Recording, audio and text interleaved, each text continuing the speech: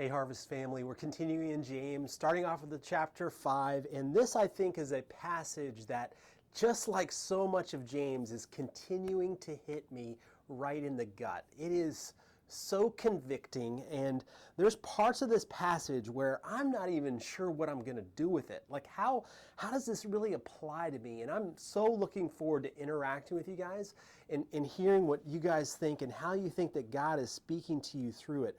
But I think it has a special place for us, particularly as citizens, people of Loudoun County. You know, this is the richest county in the richest country in history. Per household, we have more income than any other county in our country.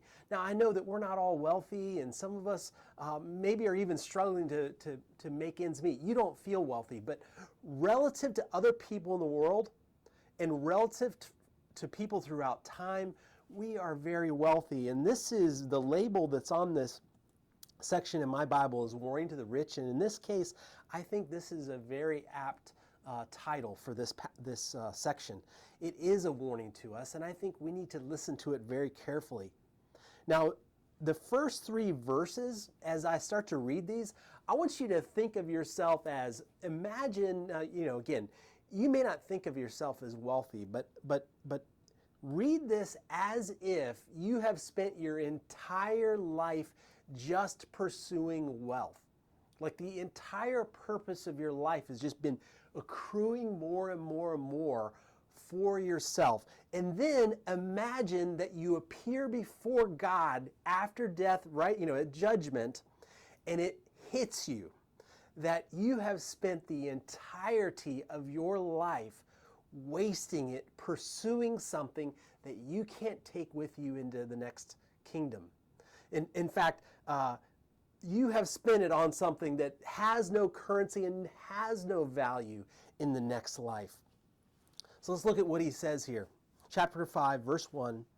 He says, "Come now, you rich, weep and howl for the miseries that are coming upon you." So it's like the shock of, oh my goodness, I've spent all of that. It's been a waste. "Your riches have rotted and your garments are moth-eaten. Your gold and silver have corroded, and their corrosion will be evidence against you and will eat your flesh like fire." So not only has all that wealth that you've accrued in your life, not only is it worthless in the next life, but it's actually a negative. It's going to hurt you going into the next life. And I think this is the key sentence. You have laid up treasure in the last days. Does that remind you of something? Didn't Jesus speak on that similar kind of idea? Turn to Matthew chapter 6, starting at verse 19. He says this, "Do not lay up for yourselves treasures on earth, where moth and rust destroy, where thieves break in and steal, but lay up for yourselves treasures in heaven, where neither moth nor rust destroys, and where thieves do not break in and steal. For where your treasure is, there your heart will be also." So Jesus is warning us, and James is echoing the same idea, that the wealth of this world, what is considered valuable in this life, has no value in the next life. And I've said this before, that in fact gold is so worthless in heaven that they're actually going to pave the streets with it. So there's all the gold that you've got. It's like that's what people walk on in heaven. And I really think the key is that last sentence of verse 3. You have laid up treasure in the last days. Where has my treasure been? That is where my heart is also. What am I putting my worth and my value in?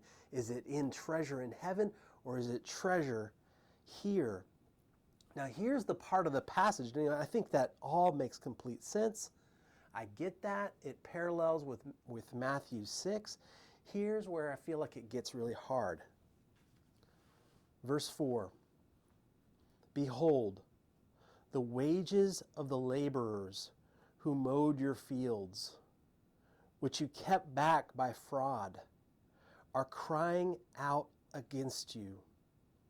And the cries of the harvesters have reached the ears of the Lord of hosts. You have lived on the earth in luxury and self-indulgence. You have fattened your hearts in a day of slaughter. You have condemned and murdered the righteous person. He does not resist you. Now, does that apply to us? I feel like I have been very honest with people and people that I've hired in my business dealings, which are not significant, but I don't feel like I've treated people that way. But here's the question, and this is where I'm wrestling with this. It reminds me back to James chapter 2. Remember when he was talking about partiality? And he was talking about how, this is the way you treat a rich person compared to the way that you treat a poor person who comes into your church. You remember he's talking about how the rich person comes in and you give them a special seat. You make sure that they get special honor because of their wealth. And the impoverished person, you push them away and you make them sit at your feet basically treating some up differently than others based on their wealth. But you remember how we discovered as we studied chapter 2, verses 1 through 13, that it's not enough just to treat people equally. Because remember at the very end, he says, chapter 2, verse 12, he says, so speak and act as those who are to be judged under the law of liberty. Verse 13, for judgment is without mercy to one who has shown no mercy. Mercy triumphs over judgment. And here's the question that I'm wrestling with, and I'd love to get you all's input on. Is he saying in chapter 5, verse 4 through 6, that it's not enough to just not put treasure in this world, but you also have to be generous with what God's given you to people in this world? Is that what he's getting at here? I mean, because I haven't withheld wages. I don't believe that there's people in my life that are crying out that I have wronged. While I have lived in luxury and self-indulgence, fatten your hearts in the day of slaughter, you've condemned and murdered the righteous person. He does not resist you. And again, I feel like and this is where I'm wrestling with it, is that I feel like James is turning the screws down on people with means, people with wealth. That again, it's not just that you're honest in your labor practices and you take care of people that work for you from a business standpoint, from a contractual standpoint. But is it okay to live in luxury and self-indulgence without also being generous with all the people in need that God might bring into your life? So that's where I'm wrestling with this text. But I want each of us to take this text and to realize the wealth that we live in our area of our country, of our world, to realize what we have relative to other people.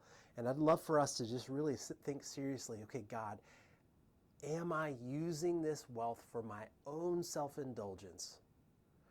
Or am I using it for your kingdom? Am I using it for your kingdom? Because, and again, come back to the last part of chapter 3. Are we laying up treasure in our last days when God might give an account for us? And it goes back also to the last section of chapter 4.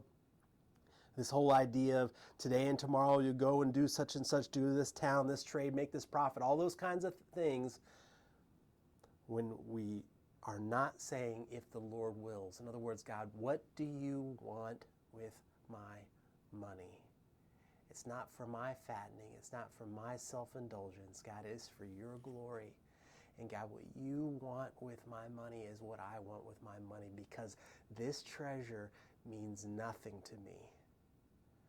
I look forward to the treasure that I'm going to experience in heaven. So let's wrestle with those hard questions. And let's look very seriously at our wealth as we consider, what does God want from us, and how does He want to be the Lord of my money?